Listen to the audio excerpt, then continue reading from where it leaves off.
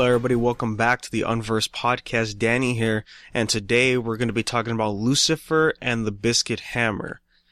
This is written by Mizukami Satoshi, if a familiar name on these reviews because he wrote Spirit Circle, which is an early review that I did. What is it, a year or two now? This is his earlier work prior to Spirit Circle, and if I'm going to be honest, I kind of feel like it shows. So, I have mixed feelings about this manga. The main premise of this manga is our main character, university student. I believe he's like a freshman in college. And, he wakes up one morning and he sees a talking lizard on his desk. And he's explaining the end of the world is coming. We need your help. And he figures, I'm just hallucinating. It's like, no, this is actually happening. There's the princess and there are 12, beast knights as they're called, as they have these beasts, these creatures like the lizard, swordfish, etc., that come and choose the warriors to help protect Earth against this giant hammer created by Animus. And it just so happens that his next door neighbor, this girl who's a high schooler, she is the princess. And so that's where we get into the premise. And then, of course, the little end of the cliffhanger, which is the major point in the whole plot, basically, is she wants the world for her own, but once she passes away, she realizes then the world is not mine once I'm gone. So the best option I have here to make sure the Earth is mine is if I destroy it with my own hands. That way I truly know it's mine. And he says, yes, I will serve under you. And so eventually they meet all the knights, and then they fight these creatures called golems. Depends on the translation, created by Animus, and they just have to, it's basically just an RPG, right? You meet new characters, they all have different classes of abilities, and you just fight stronger enemies until you get to the final boss.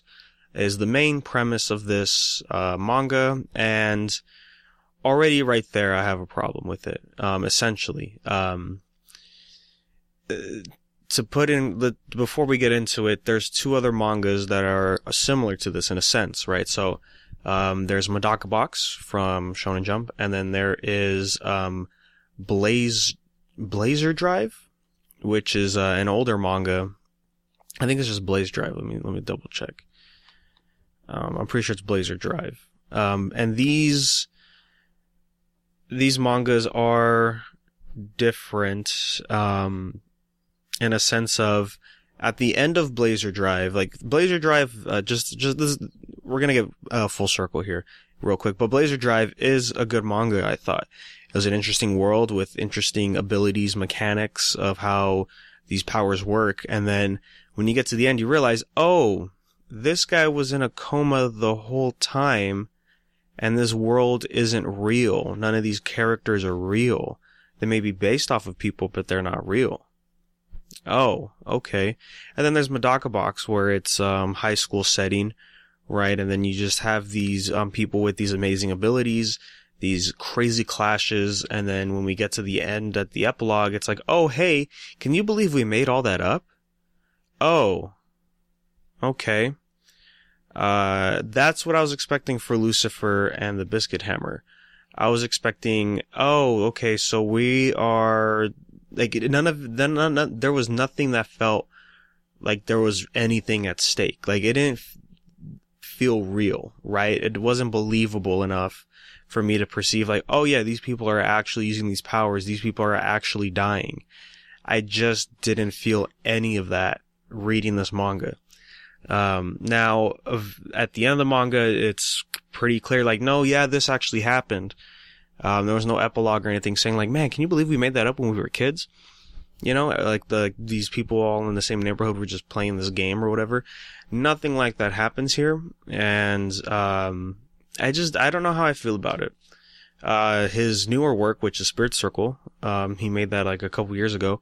That, I already reviewed on the podcast, so you could check out that episode, but I felt like that was handling this sort of, fantasy type world with, in a real world better than, Lucifer and the Biscuit Hammer. I just don't feel like there's any convincing characters at all. There's plus the whole point, like, of the premise is like, oh, here's the main heroine. She's the princess, but she wants to destroy the world. And then here's the main character who's like, well, yeah, I hate the world. Let's destroy it together. You know, I will serve under you, princess. I can not, like, it was, I guess, absurd to the point where I'm like, nah, this doesn't feel right. I don't think. And plus I don't think the art style helped me at all. I thought the art style was suited fine for Spirit Circle, but looking at Lucifer and the Biscuit Hammer, I was just thinking, oh man, I'm really getting a Yatsubo vibe. If you remember that manga with the little kid Yatsubo, I think it's Yatsubo, right? Yeah. Anyways, I don't think the art complemented what was happening. There's some good shots. There's some good spreadsheets, art's direction for certain like sequences and battles and stuff that I appreciated. But overall, I think something else should have suited it. I think it is the simplistic art style. It's, you know, it's the, Yatsubo / Zatch Bell thing where you have like these, character body types that are sort of plain, nothing really distinct, with a slightly large head and pretty big eyes, you know? And that's just for really just most of the characters, right? There's other characters like older adults show up in here and they have a different art direction than the main cast. And I just don't know how I feel about that. And plus, you know, like I said, there are 12 Beast Knights, right? So there's 12 characters with special powers. And early on, the manga suggests like, oh yeah, these people are supposed to save the world, but the powers that they show are nothing special. Not until we get later down the line when the power scaling goes up. So of course they have to get stronger. Or we get characters with other traits. Like we get this lady, she uses a sword, and we have this guy who does martial arts. And then we have a guy that just loves to fight all the time. And then we have a guy who uses his brain. He's more calculated, and his power is he can create these golems as well. So there's a variety here that we have, even with these little girls who can, they use their powers together to shoot a spear or create shields with this domain, as they call it, the power. But the first two characters we get introduced with the power doesn't feel like it's a powerful ability to have, right? The first character, he doesn't understand how to use it at all, right? His ability is more, our main character, it's along the lines of, oh, I can make things levitate, I can kind of control space a little bit. If I fall from a high place, I could place my domain under my feet, and then from there I could soften the impact of the fall. I could slow myself down, and the main character doesn't really show anything more interesting. It almost feels like it's the same power, but he figured out a way to use it offensively. So that makes it interesting there. It's to show the power gap between somebody who's experienced this power for a good while versus this newbie, our main character, right? A classic thing to have in manga like this, right? But even then, when we actually see it used in combat against these golems that they have to fight, you know, and we've only seen the princess, because she's super strong, fight them and, you know, destroy them. Even here, it's like they're having a really tough time to fight this. He's skilled in martial arts. He knows how to actually attack with his domain control, similar to our main characters. And, you know, we see what happens, the results of that. And again, just not impressive. Not until we get more variety of this power does it get interesting. Even with, it's weird because another character enters, the plot, and feels like there's no difference with the power. It's just like, oh yeah, this is just our power. Until, essentially the rival, quote unquote, for the main character shows up, for the team, and he decides to train because he doesn't know how to use it. And when he wants a rematch with this old guy who's part of the cast, he activates his domain, and he's just like, oh wow, this is different, you know. And it's like, this is really the first time we're seeing something different, you know. 4 characters in with this thing called domain, which is power, and we're barely seeing variation. you know, and we're pretty good into the manga already. You know, we have understand of our characters and all that. And another thing I want to touch is, again, our main character.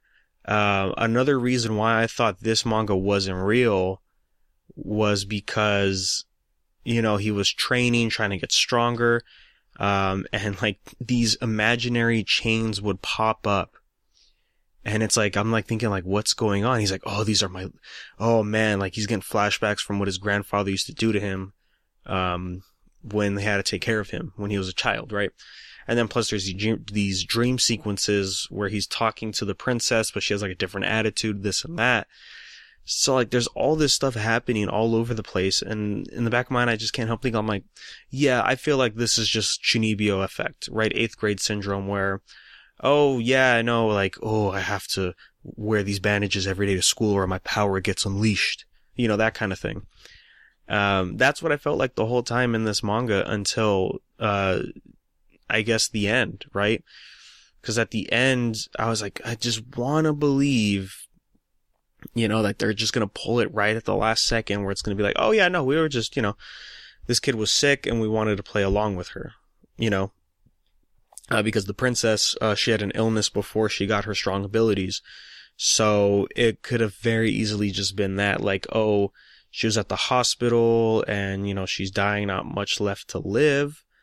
And there's other people at the hospital or go to the hospital, you know, they work there, they have relatives, friends, whatever, that's staying there. And then they would just play with this girl, a game of just, oh, who can destroy the Earth first? This person called Animus, which could probably be her real doctor, or her, right? Because she wants to be the hero at the end of the day and she wants the world for herself. That's what I was kind of expecting most of the time reading this. And yeah, again, like nothing really convinced me about, oh yeah, like these characters are pretty appealing, you know, they have actually this and that. And there's really, it's almost very generic, for tropes and just like, interactions that these characters have. There's a few cool moments here and there. But other than that, I mean, at the end of the day, this manga to me doesn't stand out from, you know, everything else I've read. You know, it's an interesting premise. Designs, some of the designs can be cool when they pop up, like the guy who makes golems. He actually creates some stuff, at the last battle that are very different and they look actually pretty cool. We do get an interesting take with some twists where a character works with the villain.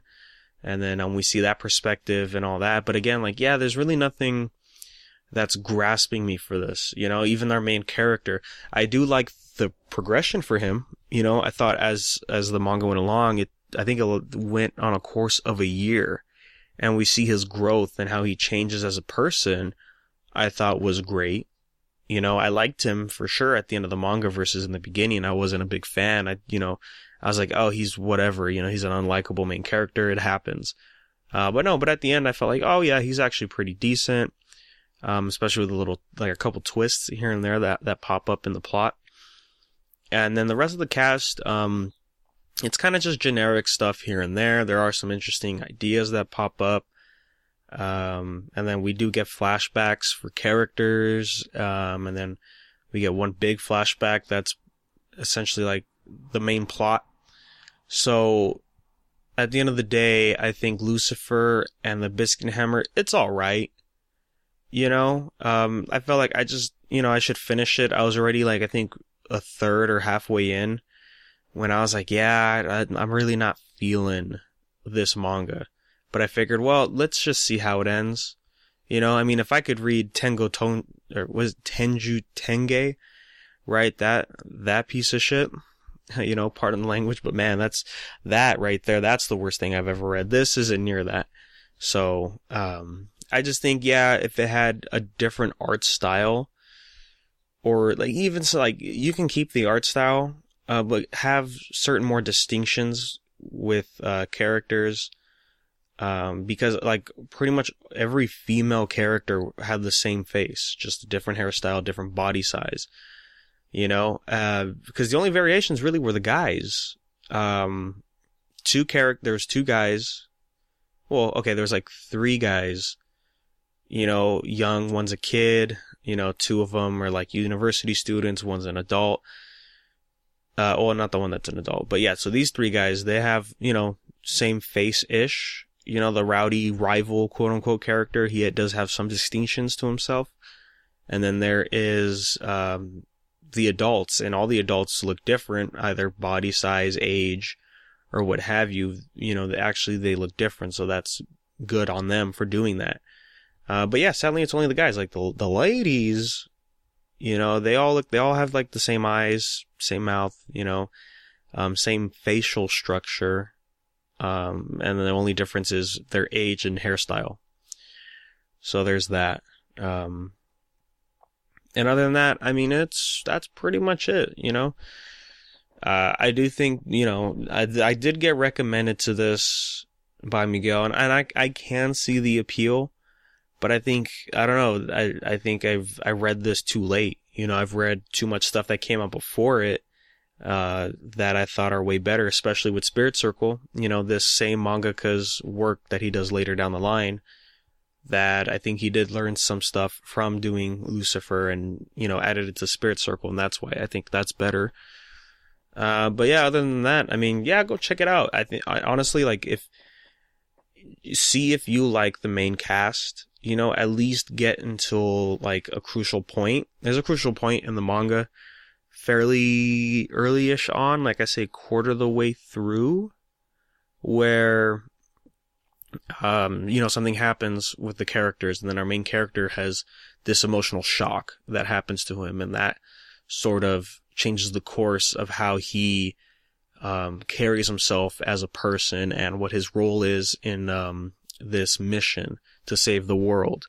So at least if you can get up to there and still like it, then you'll like the rest of the series, no problem, I don't think, because that's when we get, a bunch of more stuff going on. So, yeah, I mean, check that out if you want. But yeah, if you're not feeling the main character up until even before that, or the premise, and then I would just stop reading. I don't see it being worth it past that point if you're not enjoying it, and of course, it's always sad to hate on manga like this, usually my like-dislike ratio is pretty decent, I think. A lot of likes, very few dislikes. I think, if I look at the list, I'm gonna say probably this is the fourth one that I didn't like, And I don't hate it like Tenjo Tenge, I mean, it's actually better than other mangas I've read on here, like Hitomi Sensei no Hoken Shitsu. That's just a mess, but yeah, other than that, I mean, yeah, check it out if you want. It does have an interesting premise, and then, of course, after you read that, you should definitely read Spirit Circle from the same guy. That's definitely a great piece of work. So that is all I have to say today about Lucifer and the Biscuit Hammer, guys. Thanks for listening. The next episode of Manga Reviews is gonna be Hitman Part-Time Killer. I'm hoping to get that to you soon, depending on how many chapters it is and all that. I'm going to be hopefully next week as of this recording. And also, I'm starting to catch up on comics again, so we'll probably be dropping some comic book reviews soon of just like oldies, and some recent ones. Like, I'm definitely going to read what's it called? Secret Empire, right? When Cap's Hydra, and it's him versus the Avengers. I'm definitely going to check that out, and some other stuff. I'm going to read Spider-Geddon for sure when that's popping up. And then, yeah, man, we got to talk about this Hunt for Wolverine stuff for sure, because that just wrapped up with Return of Wolverine not that long ago. So be on the lookout for those episodes, guys. We're going to try to get it pumping, It's been a while, just, busy with a bunch of stuff, trying to play these video games to talk about, and, just to go through my backlog, of the conventions coming up, and just other stuff in life, guys. So be on the lookout for all these episodes, and the way you can do that is by following us on social media at Unversed Podcast, anywhere you go. And of course, download the episode on any of the podcasting platforms you're on. And if you have any comments, concerns, what'd you think of Biscuit Hammer? What are your thoughts on it? Did you love it? Did you hate it? You can email us at unversedpodcast@gmail.com. Links in the descriptions for everything. And, of course, remember, Adam, he, created a new podcast, part of Unversed Network. That's the BFM podcast. The pilot's only out right now. We're definitely going to be planning some episodes for that, so be on the lookout for that as well. And, Marvel Talk, guys. It's back in full force. We've dropped up so many episodes. More to come as the weeks go by. So be sure to follow us over there as well. And remember, LA Comic-Con is around the corner. It's creeping up fast, as of this recording again. So if you're nearby, we're going to be there, cosplaying, having fun, just experiencing the con, all that great stuff. So be sure to, we'll try to update, on social media, where we're doing, where we're at. So be on the lookout for that, guys. Thanks for listening again. And as always, we will talk to you next time. Cha-da-da-da, cha-da-da-da, cha-da-da-da, cha-da-da-da, chan cha-da-da-da, chan cha-da-da-da-da-da-da-da-da-da-da-da, chan chan. ジャックが仲間になった。